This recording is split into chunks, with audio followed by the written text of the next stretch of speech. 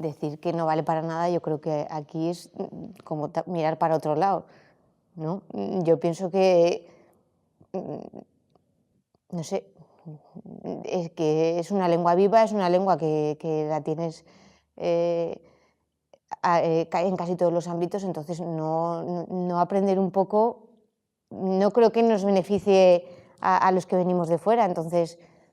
Nahi baduzu euskara ikasi, euskara ikasteko aukera gaur egun badira inoiz baino gehiago. Diru laguntzak egoten dira, euskaltegiak hor daude, gure eskualdean bizi ezkero inguruekin harremantzeko aukera zoragarria eta bikaina dugu, baina hogakoa nik uste askotan da beldur hori, dugun beldur hori gaizki izango ote dudan, eta ez, azken finean erabili ezkero euskara ikasten da beste hizkuntza bat ikasten alden bezala.